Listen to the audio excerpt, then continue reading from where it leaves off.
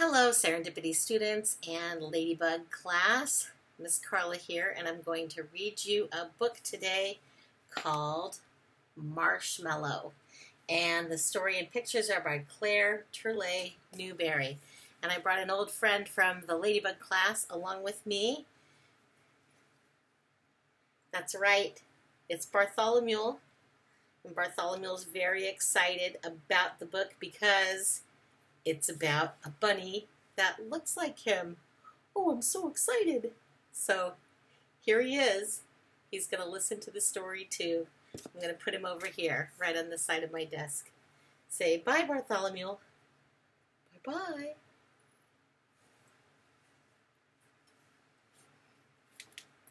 Marshmallow.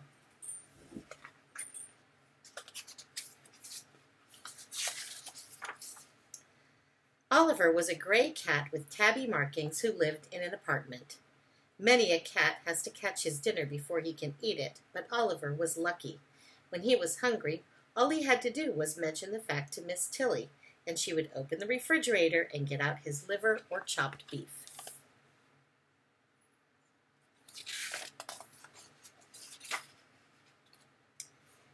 As Oliver never went out, he did not know that the world was full of other animals. The only mice in his life were gray flannel ones filled with catnip, and the nearest thing to a rabbit he had ever seen was a stuffed, plush Easter bunny. But Oliver did not care. Peace and quiet was what he wanted, and his meals on time. Life, however, cannot always be like that. One day Miss Tilly called him from the kitchen. "Bra," replied Oliver, and he hurried over, expecting to find his dinner.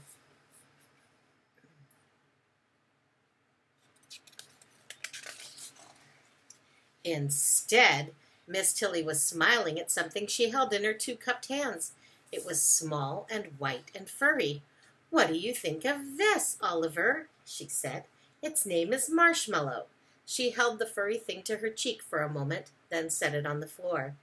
It had tall ears, pink eyes, a wiggly nose, and twitchy whiskers. And it was alive!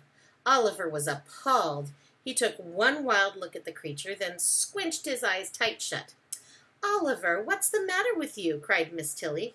"Don't tell me you're afraid of a little tiny baby bunny." But Oliver was afraid. He was too frightened even to run away, but crouched in a corner, opening and closing his eyes as if it actually hurt them to look at a rabbit. As for Marshmallow, he was a very unhappy little bunny.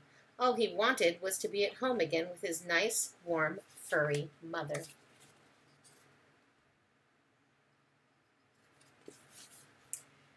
If he had been a kitten, he would have mewed. If he had been a puppy, he would have howled. And if he had been a baby, he would have cried his eyes out. But being a bunny, he just sat still and felt sad.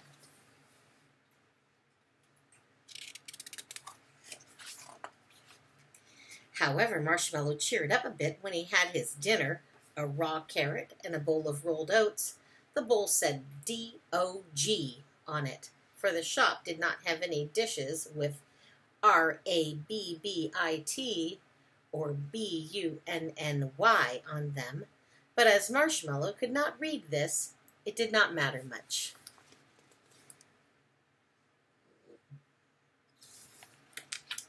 He ate the green carrot top first, for he was thirsty. Then he munched part of the carrot. After that he tried the rolled oats, eating with little quick nibbles, crunch, crunch, crunch. When he had finished eating, he hopped into the bowl and took a nap. That night Marshmallow slept in the bathroom on a bed made out of a folded towel. It was not the same as having a soft, furry mother to cuddle against. Still, he did not cry. And there he is in the dog bowl.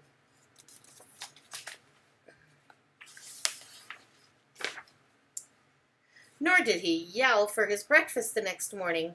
"If only you were nice and quiet like that, Oliver," yawned Miss Tilly when Oliver woke her with frantic scratchings and meowings at her bedroom door. Miss Tilly warmed some chopped beef for him, gave Marshmallow another carrot, and made herself some coffee and toast. Then she sat down at her typewriter and wrote, "A poem in praise of rabbits." A bunny is a quiet pet. A bunny is the best thing yet. A bunny never makes a sound. A bunny's nice to have around. Puppies whimper, bark, and growl. Kittens mew and tomcats yowl. Birdies twitter, chirp, and tweet. Moo cows moo, and lambkins bleat. Some creatures bellow, others bray. Some hoot or honk or yap or neigh. Most creatures make annoying noises, even little girls and boyses. A bunny, though, is never heard. He simply never says a word. A bunny's a delightful habit. No home's complete without a rabbit.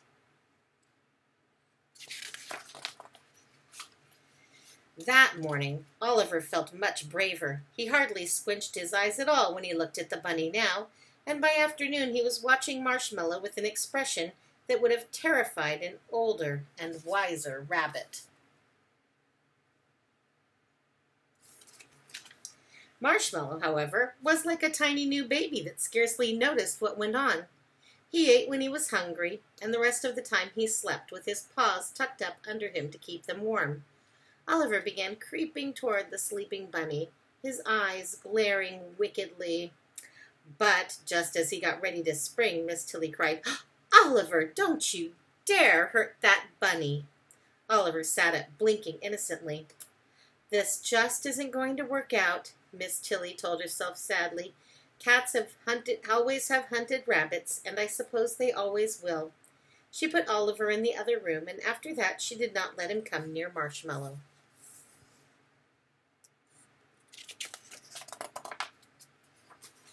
Soon Marshmallow began lolloping about the apartment, sniffing things, then tasting them, and nearly everything seemed to taste pretty good. He nibbled the rugs, working very hard in one place until he gnawed a little bare spot before moving on. He stood on his hind legs and yanked books out of the bookcase. He chewed the chair and table legs, and every time Miss Tilly sat down for a moment, he came hopping up cheerfully to untie her shoelaces. He was a very busy little bunny. Miss Tilly was surprised to find that he nibbled so many things besides carrots. She wrote another poem on her typewriter, which she called "A Solemn Warning to Rabbit Lovers." A bunny nibbles all day long. A bunny doesn't think it's wrong. He nibbles mittens, mufflers, mops. He only pauses when he hops. He nibbles curtains, lamp cords, shoes. He only stops to take a snooze. Sofa pillow, ribbons, rugs. He takes a mouthful, then he tugs. Galoshes, boxes, books, and string. A bunny nibbles everything.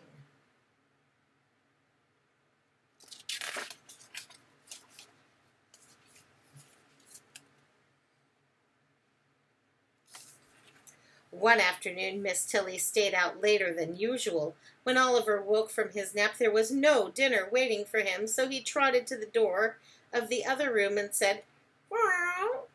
There was no answer, but he could hear odd sounds in the next room, small scuffling noises that caused his eyes to widen and his ears to point suddenly forward. These sounds were made by Marshmallow's little feet as he went lippity-lippity around the room.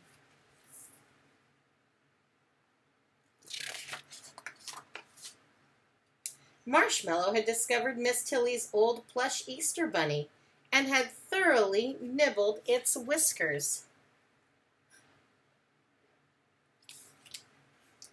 Now he was just frolicking about the room and kicking up his heels for sheer joy of being alive. Oliver was listening and sniffing while his eyes grew bigger and bigger. "Meow," he said again, and scratched impatiently at the door. When this did no good, he stood up on his hind legs and patted the doorknob. Finally, he reached up both forepaws, and with one on each side of the knob, he worked it this way and that.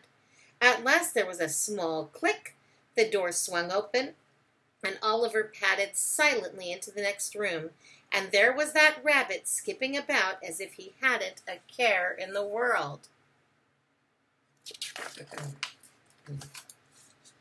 He would dash several feet in one direction, stop suddenly and spring into the air. Then he would turn, dash back to his starting point, and jump again, back and forth, back and forth. Oliver watched it with great interest. Each time the little rabbit whisked by him, he lashed his tail and got ready to spring. But somehow he couldn't quite do it. Perhaps he remembered that Miss Tilly had told him not to hurt the bunny. or perhaps he was still just a bit afraid. Suddenly Marshmallow sat up tall and stared at the cat, his soft nose twitching rapidly. He looked most inquisitive, but not in the least alarmed. What was this great striped animal, he wondered. Could it possibly be his mother in a new coat? And while Oliver hesitated, trying to make up his mind to pounce, all at once Marshmallow scampered joyfully up to him and kissed him on the nose.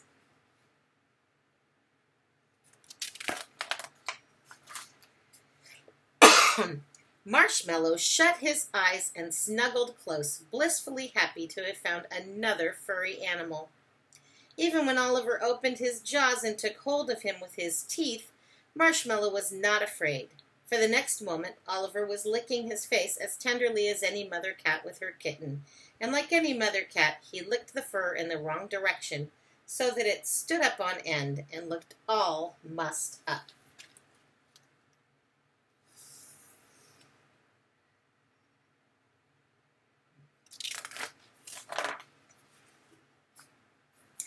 After that, Miss Tilly let them play together every day, for she saw that they were friends.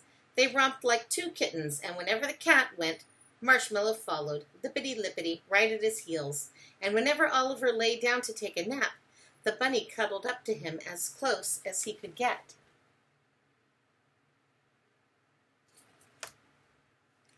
Oliver forgot that he had ever thought of Marshmallow as a strange animal to be pounced upon.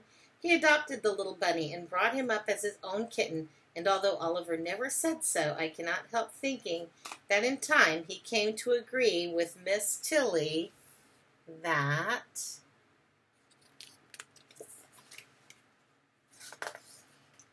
a bunny's a delightful habit.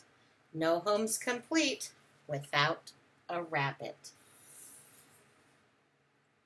And there they are, all snuggled up together. There. Bartholomew, do you have a kitty cat to snuggle with? No, he doesn't. Well, bye-bye, and I hope you have a great night. Bye-bye.